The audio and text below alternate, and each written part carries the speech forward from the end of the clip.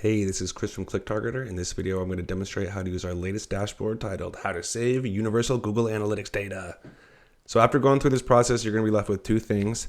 The first is a giant spreadsheet, and then the second is a dashboard to help make sense of your giant spreadsheet. So the rest of this video, we're going to go through the exact step-by-step process you need to go through to save your data. First half, all about downloading it to the spreadsheet. The second half, once we have it in the spreadsheet, uploading it back into the dashboard. Let's get started. So we start on the instructions page. One thing I want to point out is that I have my analytics account open in my browser. I would highly recommend doing this. For this video, we're using data from the Google Merchandise Store. So this is a real analytics account that's linked to a real website. On this site, you can buy a lot of gear with Google and YouTube gear.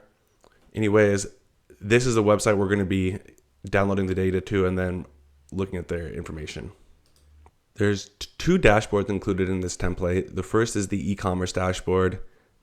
The second is the lead generation dashboard. As you can see, they're very, very similar.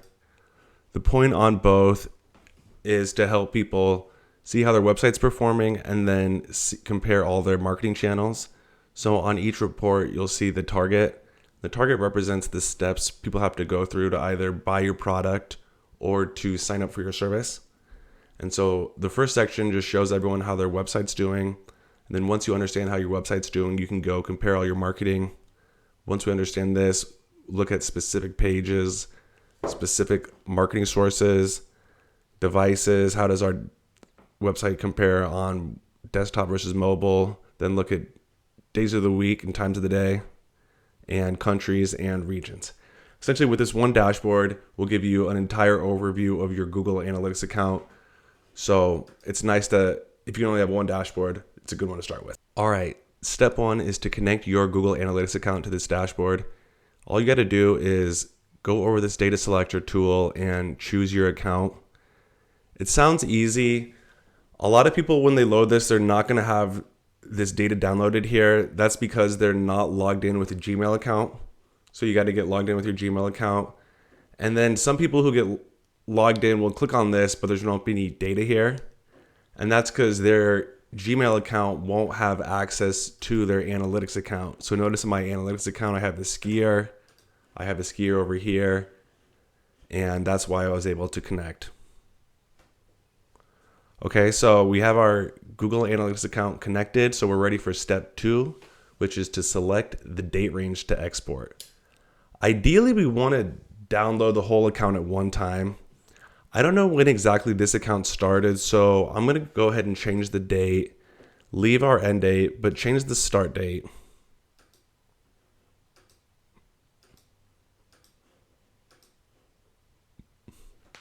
So I picked the date January 1, 2006. This is probably too far back, but this is essentially when Google Analytics started, so I know it couldn't have started before this.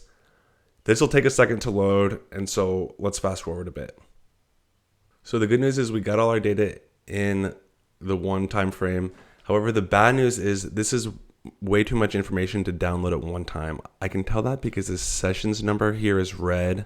I really need to make it green. And so what we're going to have to do is, instead of downloading all this account at once, we're going to have to download it in about like 1 year chunks and then merge those chunks together offline. I'm not going to go through this process in this video, but I just want to say it is possible. So let's just do 2022 data for right now.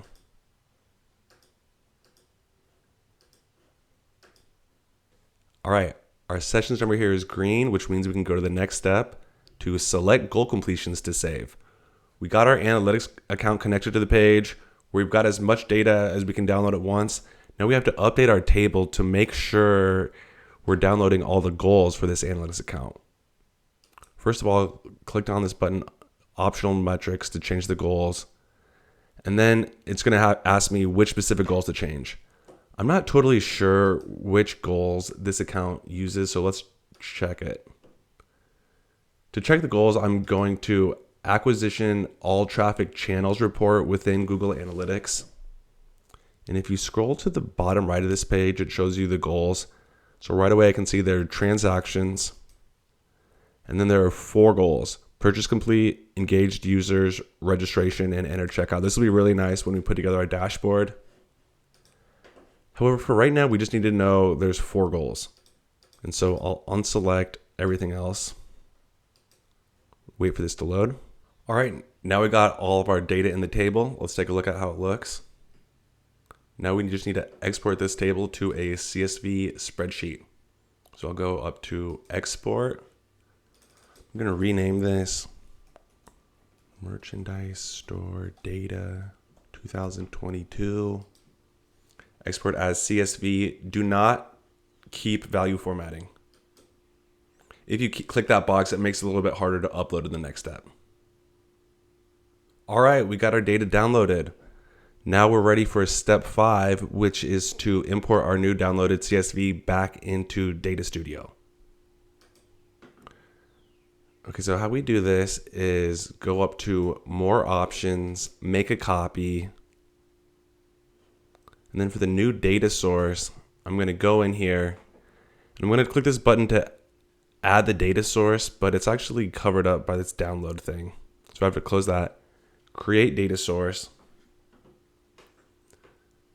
For the connector, we'll use file upload. Then I'm going to have to drag in my new data set to Data Studio. So it looks like we save this in downloads.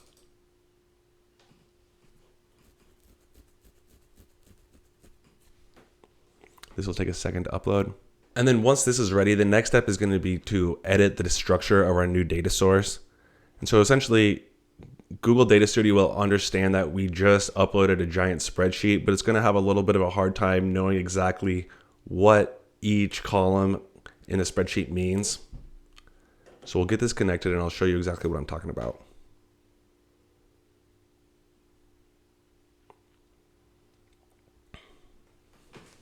Okay, so our spreadsheet is now copied and living inside Data Studio. For the most part, Data Studio had a good idea that our country was country, a date was date, but then day of week here shows up as ISO week. And I actually need to change this to day of week. And then this is important to notice. So I went here, did day of week, nothing happened. I actually have to lower that section of Data Studio and then click connect there. For some reason, it just like loads behind this page. Anyways, so device category stays as tech. Goal completions are all numbers, but we really want to rename these. And then remember earlier, these actually have different names, but over here in Data Studio, they'll just show up as goal 1. So we'll do purchase completed. Let me double check this. Engaged users, registrations, and then goal 4 here was entered checkout. Let's check the rest of our field types. Hour is our landing page. I'm actually going to switch to text. Marketing channel text, medium text. Region, I'm going to change to geography, country, subdivision, first level. And then we're having this same little issue where I have to scroll this down, click continue, scroll this up. Revenue in this case was in US dollars. And then everything else I can leave as is. And we'll add this to the report.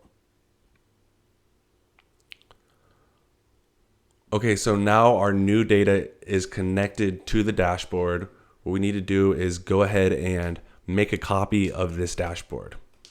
So I'll go up here, make a copy. Now when I go to replace this with my new CSV, I have my actual new spreadsheet ready to go. By the way, if you get to this step and it doesn't show up, refresh your page. For some reason that happened to me a couple times when I was making these videos. If you refresh things right here, it'll probably solve that problem.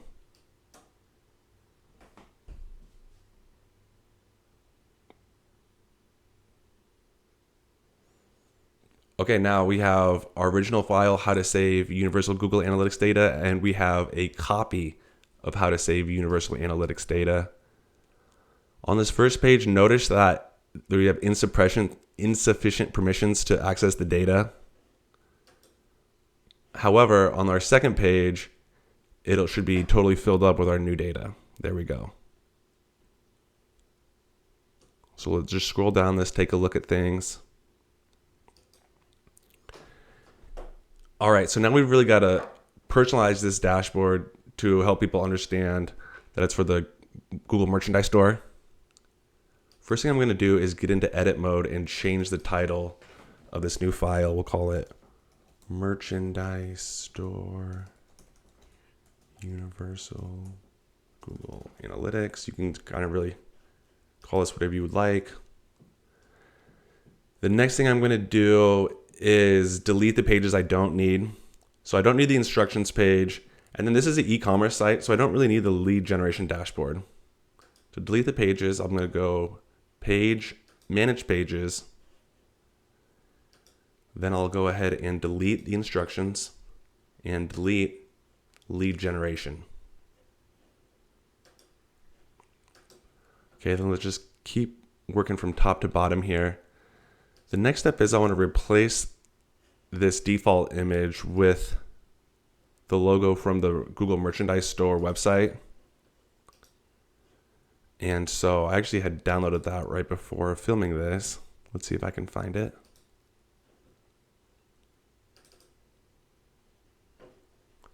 Okay, so we got the logo in there. It's a little small. I'll make it bigger. That means I got to move this text over. Resize it. Okay, so it's looking good so far.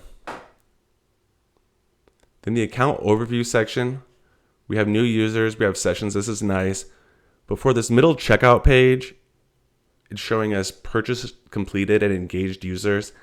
This is because by default, the dashboard uses goal 1 and goal 2.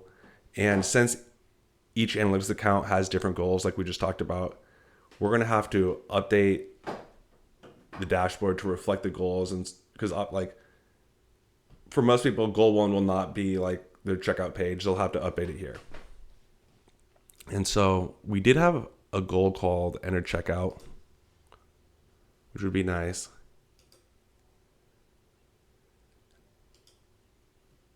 And then what I really want to look at here is what percent of people entered our checkout pages. So I'm going to go ahead and do something a little bit advanced here, and I'm going to create a conversion rate. So this is kind of going back to the step to editing our structured data. So click Resource, Manage Added Data Sources.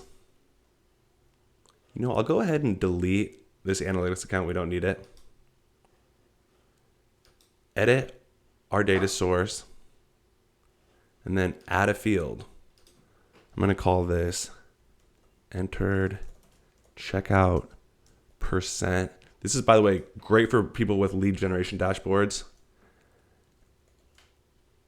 And the formula is just going to be all of our checkouts divided by all of our total traffic, which is sessions. So we're looking at the sum of our goal divided by the sum of sessions. I'll click Save. Go back. I'm going to create a new field while I'm here called transaction percent. And then this is our same formula, but instead of our goal, we'll have transactions divided by the sum of sessions.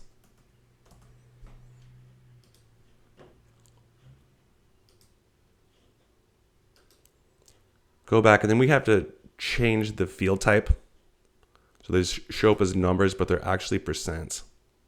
So just go number to percent, number percent. Done. And close. Okay, so now we should be able to change this to enter checkout percent. Let's go. And then we could do the same thing here with revenue. Change this to transaction percent. So this would be nice. We know out of every 100 people, 4 people make it to the checkout, 2 will end up actually making a purchase. However, revenue is not a bad thing to have here. And so I'm going to use something called the optional metrics to add revenue back. And you kind of just have to see how this works. I'm going to go from edit mode to view mode. But with the optional metric, what it does is if you hover over this scorecard, you'll have the ability to change this to revenue. So the people looking at the report can kind of look at whatever they want. Okay, so we pretty much have the hardest part of this whole thing done. All we have to do now is just go through the rest of our charts and sections in this dashboard and just update things to change the goal completions. So by the way, these marketing channels section, we could change this the same way. However, it's pretty decent how it's set up now. Same with our general traffic. We start with looking at where our total traffic came from. And then the bottom section is here where our actual sales came from. That's kind of the whole idea of this entire dashboard is compare our traffic to each other so we can see like how much traffic each source brought in, but then we can also see how many like actual sales each source brought in. So with this example, all their traffic comes from Red, which is direct, and all of their sales also come from direct. But for some people, like they could get a lot of traffic from some source but never result in actual sales, or there could be not that much traffic from a source but it results in a ton of sales. This has huge impacts on marketing. And so I really like to set this up so we can see how far in the funnel people got. To do that, I'm going to have to change purchase complete to enter checkout and engaged users to enter checkout percent. The whole idea is to mirror the metrics we used up in this top account overview section. So if your end users can understand this section, they'll be able to understand pretty much everything else in the report. And then I also had the transaction percent in here, didn't I? We'll add that. I want to go ahead and move this up. I'm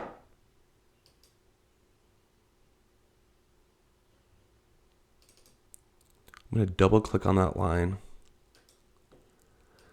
And then one other thing I want to do is to add some decimals to our percentage. And how I do this is, so I'm talking about our entered checkout and our transaction percent, which are metrics number 4 and 6 here. So under column 4, let's change this to 1, worked. Column 6, again, change this to 1. Then I notice our revenue is a little bit weird. So I'm going to change the revenue to have no decimals. Okay, now we just got to go through the same process through the rest of our tables.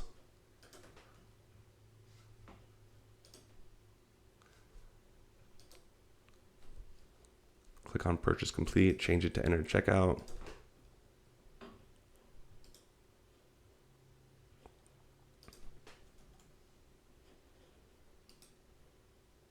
Add transaction percent.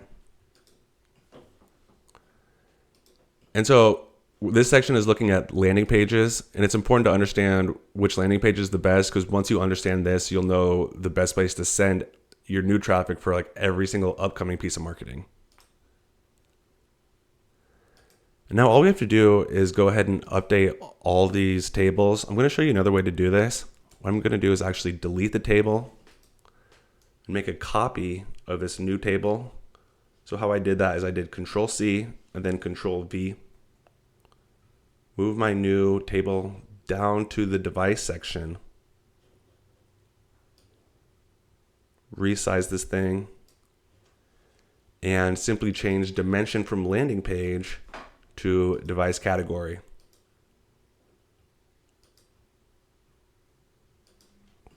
So let's see what worked best for this store.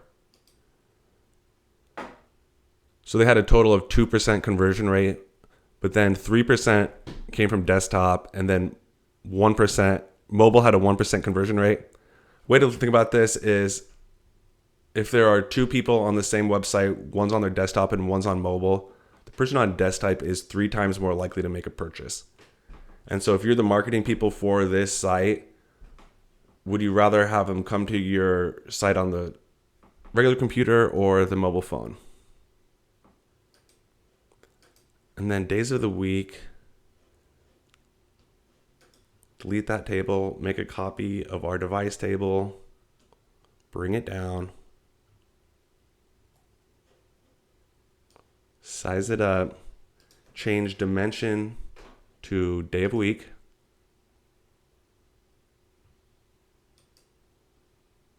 Boom. We'll do the same thing to hours. So copy the day of the week table, bring it down, go from dimension from day of the week to hour. On this site, it looks like a lot of people make purchases from kind of 6 to 6. So again, as a marketing person, is it better to sum out a piece of marketing between those times or afterwards? And again, this isn't the same for every single site. So depending on your performance, like that's how you got to do your marketing. Then I'm going to go ahead and delete the country table. Bring down our table. Change it from hour to country. And again, you don't have to do this deal where you copy the table, move it down and change it, but it does end up being a lot faster. Copy country, down to our last section.